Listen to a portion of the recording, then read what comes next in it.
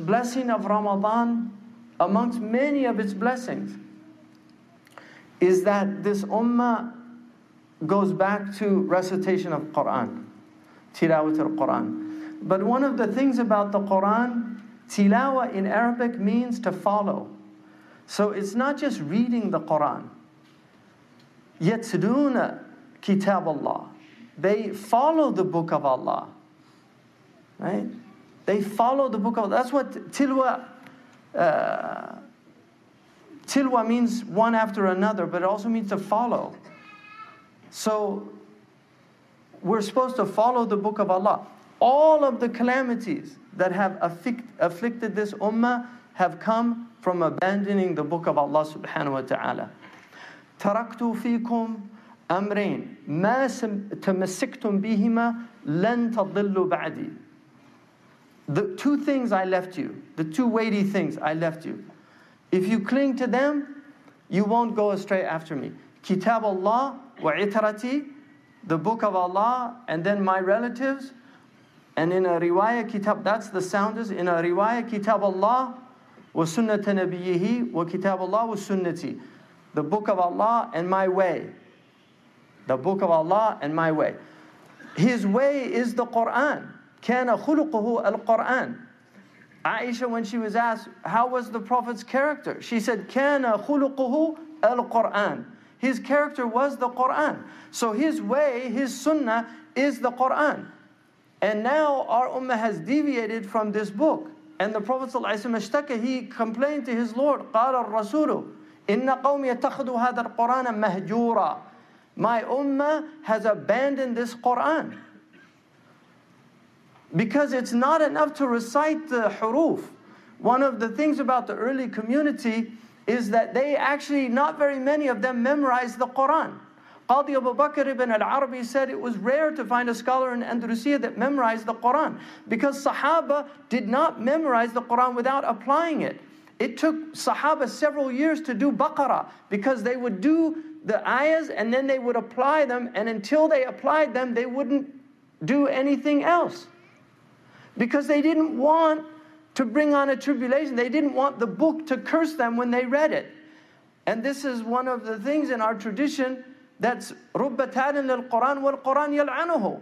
Somebody's reciting the Quran and the Quran is cursing him, because the Quran says that there's curses on the liars. So if he's a liar, the book is cursing him. There's curses on the oppressor. If he's an oppressor, the Quran is cursing him. If he's cheating in his transactions.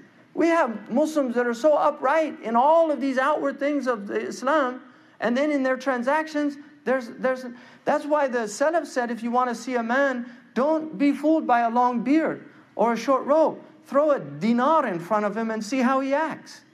If you want to see people, see them in their mu'amalat, how they behave. But all of the calamities that have come, how many tribulations on this planet could have been resolved by idfa' billati hiya ahsan? How many? Just by idfa' billati hiya ahsan. How many calamities could have been avoided if people would just قُولُوا وَقُولُوا لِلنَّاسِ حُسْنًا. Speak beautifully to people. The Prophet ﷺ, when one of the Jews said, Salam alaykum, hashahu, one of the Jews said, Salam alaykum, like some of the people in Medina, the munafiqun, and they would say things. That's why the Quran says, وَلَتَعْرِفَنَّهُمْ فِي لَحْنَ الْقَوْلِ. You'll know them by what's the context of what's the subtext of what they're saying. So he said, instead of saying salam, or they would say silam. You know, like silam is a big rock. You know, so instead of saying salam, they'd say silam or sam. So when they said that Aisha was with the Prophet ﷺ, she got angry because she was Arabiya ghayra. She had ghayra for the Prophet ﷺ. She got angry and she started saying, you know, and sam on you and la'natullah. And the Prophet ﷺ said, don't do that. Don't do that. Didn't you hear me? I said, wa alaykum. He said, yustajabu li wa la yustajabu lahum. That Allah answers my prayer, He doesn't answer their prayers. And He said, Inna Allah yu'ti bil-rifq ma la yu'ti bil-'unf.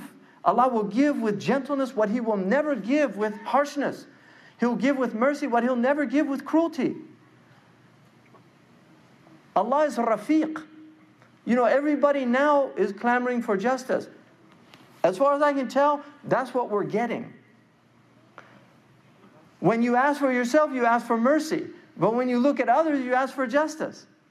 لا يؤمن أحدكم حتى يحب لأخيه ما يحب لنفسه. You don't truly believe until you love for others what you love for yourself. So if you want mercy for yourself and you want justice for everybody else, you're obviously not loving for your brother what you want for yourself, because you haven't completed your iman. لا يؤمن لا يكمل إيمان أحدكم. The iman of somebody is not complete until you want for others what you want for yourself. Nobody on Arafat, nobody on Laylatul Qadr, what do people say? Allahumma innaka adrun tuhibb al-adra fa'adr biya. Oh Allah, you're just, you love justice, so be just with me. Is anybody saying that on Laylatul Qadr? No, because the dua of Laylatul Qadr, Allahumma innaka afuun tuhibb al-afwa fa'fu anni. Oh Allah, you forgive, you love to forgive, so forgive me. So that's what you're asking for yourself, but everybody else, Allah ya'tihi ma yastahil. Allah ya'tihi ma yastahil. Give him what he deserves. What is that? Allah is trying to teach us. If you want God to be merciful with you, if you want him to be forgiving with you, you have to be merciful with others. You have to forgive others. If you want justice with everybody, that's why they said that in Medina, nobody wanted justice, because there was love. Raghib al-Isbahani says, where there's love, there's no need for justice, because everybody forgives. But now everybody wants justice. And I'm not saying justice is not important, and I'm not saying Allah subhanahu wa ta'ala, inna Allah ya'muru bil adl wal ihsan. Right? Allah commands to justice. Right? Nobody's going to deny that. Allah commands to justice. And each of us should be just. But when somebody's not just with us, what does he command to? What does he command to? Right? That's the question. You should be just with everybody, but don't expect justice from other people. That's the nature of dunya. You should be just. Right? إِذَا حَكَمْتُمْ أَن تَحْكُمُوا بِالْعَدْلِ إِنَّ اللَّهَ يَأْمُرُكُمْ. Allah commands you, if you judge, be just. وَأَن تَأَدُّوا الْأَمَانَةِ إِلَى أَهْلِهَا. Right? أَن تَأَدُّوا الْأَمَانَةِ إِلَى أَهْلِهَا وَإِنْ حَكَمْتُمْ بَيْنَ النَّاسِ أَن تَحْكُمُوا بِالْعَدْلِ. To fulfill your oaths with others. Give your amanat to others. The Prophet was called Al-Amin. He was the most just of people. But he was the most merciful of people. He was just with others. In the way he treated them, he gave everybody their due, but he didn't expect his due. And that's why, how many times do we see the Prophet ﷺ, somebody grabs his cloak until you could see the effects on his neck, ﷺ, and what does he demand qisas? Does he demand retribution? Lex talionis? No. He forgave the man. And the Prophet was constantly doing this.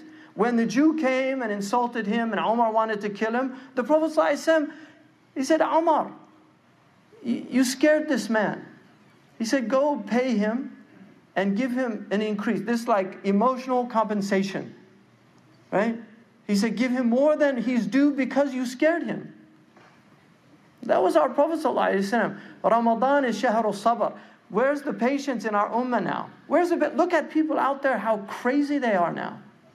All these people have lost their minds. And this is one